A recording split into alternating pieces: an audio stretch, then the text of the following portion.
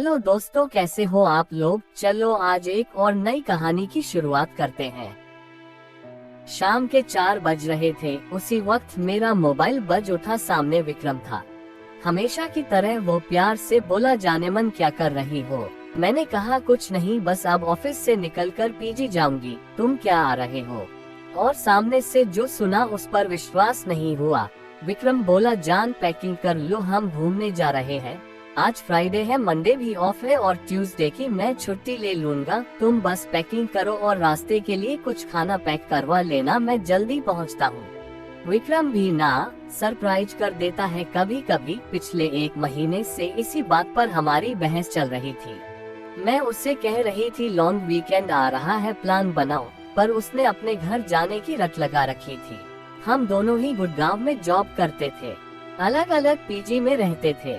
हफ्ते में 3-4 बार मिल लेते थे, पर वीकेंड पर विक्रम का घर जाना जरूरी ही था। उसके पेरेंट्स उसका रास्ता देखते थे। मेरा अपना कहने को कोई नहीं था इस दुनिया में।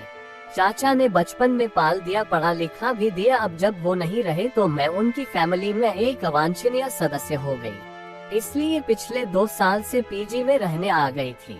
यही विक्रम से मुलाकात हुई और कब मुलाकातें प्यार में बदल गई पता ही नहीं चला। हम दोनों उम्र के 30 बसंत देख चुके थे। अब हमारे प्यार में लड़कपन नहीं था, एक गंभीरता थी, पर हम दोनों एक साथ लिव इन में रहने की हिम्मत न जुटा पाए। खैर, ये तो हुआ परिचय। अब अपनी कहानी पर आती हूँ। उस दिन जैसे मेरे पैरों को पंख लग गए थे। मैं बहुत खुश थी। विक्रम के साथ इतने दिन बिताने की कल्पना से ही मैं सिहर उठी थी। मैंने जल्दी से सब जरूरी चीजें पैक की, अपने वॉकिंग शूज कसे और रेडी थी। तभी फोन पर मिस्ड कॉल, यानी विक्रम आ गया। मैंने जल्दी ही सामान गाड़ी में रखा और बैठते ही विक्रम को चूम लिया। वो भी बहुत खुश हो गया। उसने कहा, रुबिन भी रेडी, हम एंजॉय करेंगे। हम पूरी रात ड्राइव करते रहे और जब सुबह की पहली किरण उदित हुई तो हम उत्तराखंड के एक छोटे से हिल स्टेशन पर पहुंच चुके थे। वहां हमने थोड़ा घूम घाम कर देखा। हमें रहने के लिए नदी किनारे एक शांत सी कॉटेज मिल गई। रूम बहुत बढ़िया था, बड़ी बड़ी खिड़कियां और सामने खूबसूरत नदी। विक्रम जानता था मुझे क्या पसंद है। हमने जल्दी से फ्रेश होकर पहले अपनी नींद पूरी करने का प्लान बनाया, पर बिस्तर पर आते ही वो रोमांटिक मूड में आ गया और फिर जो नींद आई। मेरी आंख 3 बजे के लगभग खुली। विक्रम अभी भी सो रहा था। मैंने उठकर कपड़े पहने और खाने के लिए कुछ ढूंढने लगी। तभी मुझे लगा जैसे कोई गुनगुना रहा हो। मैंने दरवाजा खोला तो लॉबी के आखिरी हिस्से में बड़ी सी खिड़की पर एक लड़की अपना सर टिकाए खोई हुई सी गुनगुना रही थी। उसकी पीठ मेरी ओर थी और उसके बाल घुंघराले बिखरे हुए स्याह काले। मुझे लगा यहाँ कोई और भी है। चलो अच्छा है, साथ में कोई अपनी उम्र का है, ट्रैकिंग में मजा आएगा। तभी विक्रम ने मुझे आवाज दी, जान कहाँ गई। और तभी उस लड़की ने मुड़कर मुझे देखा। वो बहुत ज्यादा गोरी थी। मुझे देख वो मुस्कुरा दी। मैंने भी मुस्कुरा कर उसका प्रत्युत्तर दिया। हम तैयार होकर लगभग 4 बजे के करीब कस्बे की ओर निकले। मैं और विक्रम दोनों भूख से परेशान थे। आगे कुछ दूरी पर एक छोटा सा ढाबा दिखा। वहाँ हमने चाय और आलू के पराठे खाए।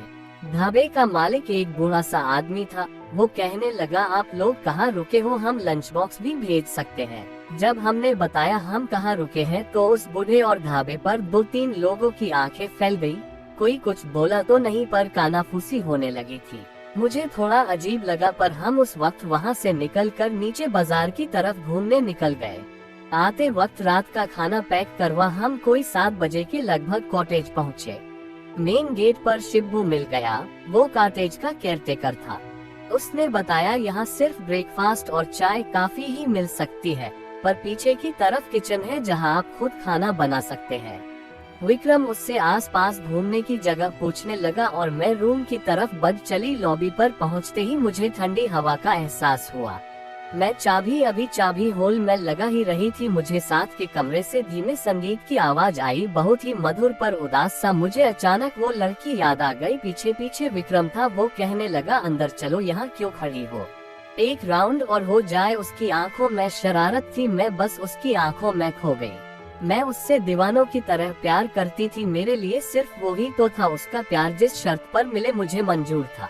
उस रात मैं बहुत सुकून से थी, विक्रम की बाहों में। बाहर किस पहर बारिश शुरू हो गई थी, पता ही ना चला।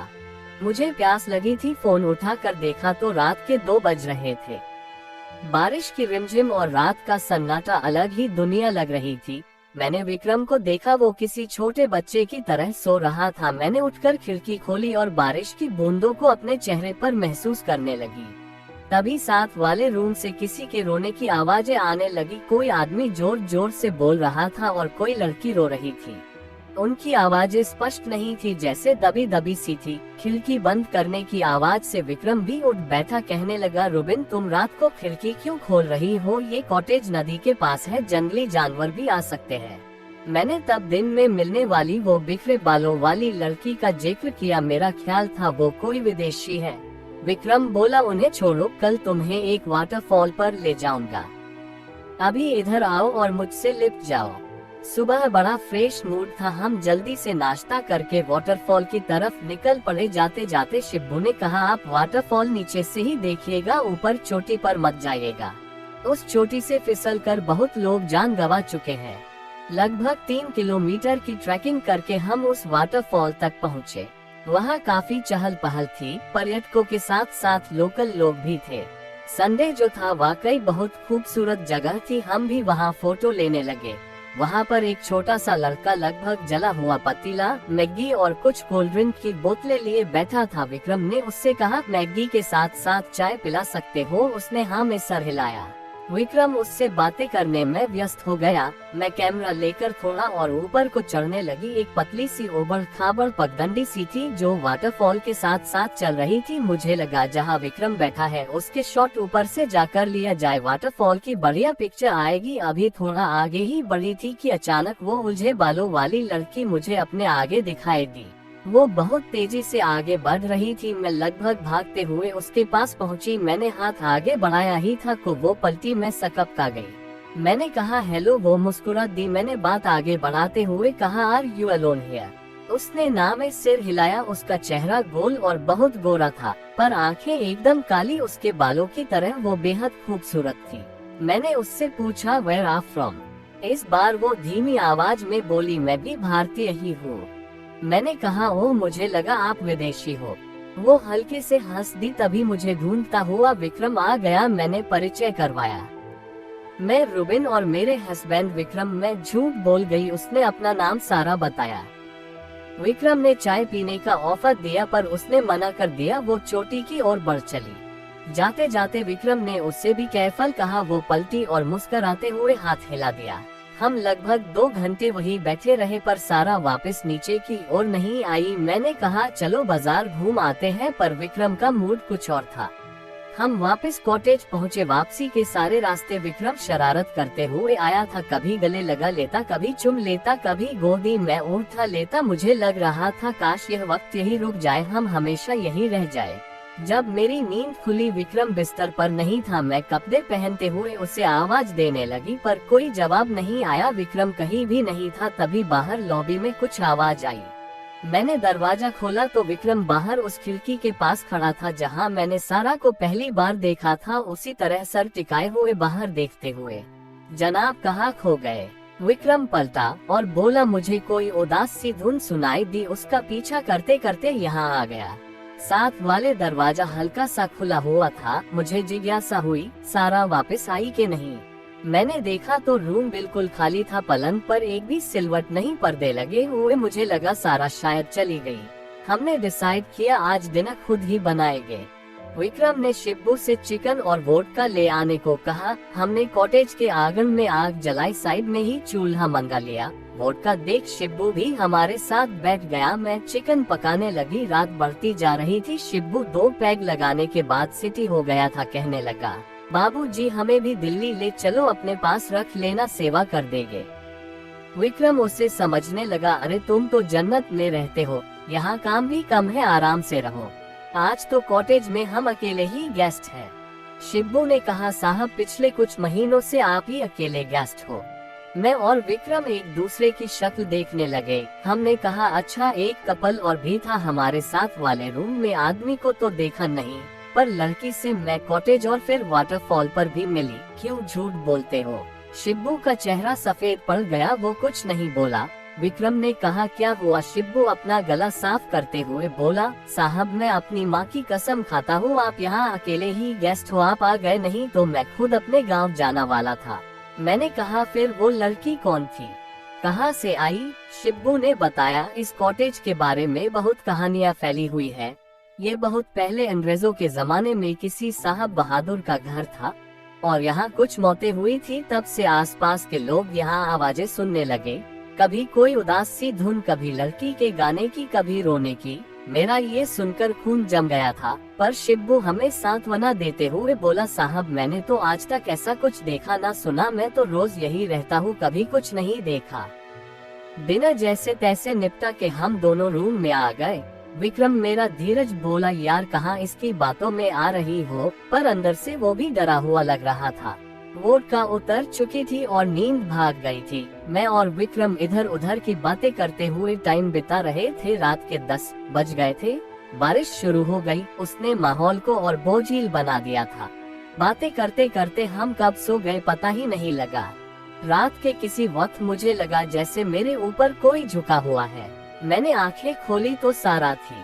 सारा कंधों से पकड़कर मुझे उठा रही थी, मेरा नाम बार बार पुकार रही थी। उसकी आवाज किसी कुएं से आती हुई लग रही थी। मैं हड़बड़ाकर उठी। सारा मेरा हाथ पकड़कर मुझे खींचती हुई अपने साथ ले जाने लगी। डर के मारे मेरे गले से आवाज तक नहीं निकल रही थी। मैंने पीछे मुड़कर देखा, विक्रम बिस्तर पर ही था। सारा मुझे साथ वाले कमरे में ले गई। उस कमरे की शक्ल ही बदली हुई थी। हॉल के कोने में बड़ी सी चेयर पर एक अंग्रेज रोगिला सा आदमी बैठा हुआ वायलिन बजा रहा था, उदास धुन। उसकी आंखें बंद थी। सारा उसके पैरों के पास जाकर बैठ गई। वो रोने लगी।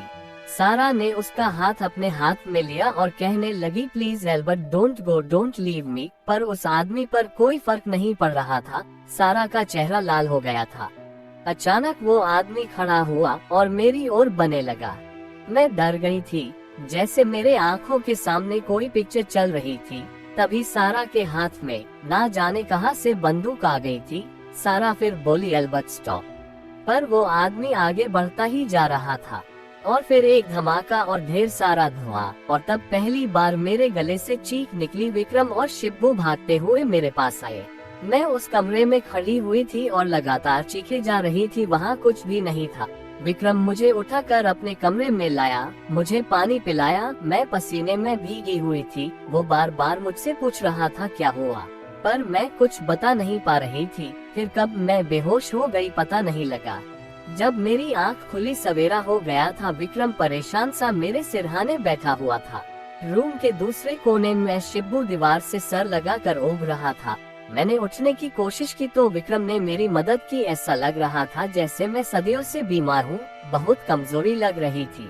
शिब्बू को विक्रम ने काफी बनाकर लाने को कहा। फिर मुझे बाहों में भरते हुए कहा, क्या हुआ था रूबेन, तुम रात को वहाँ क्यों चली गई थी?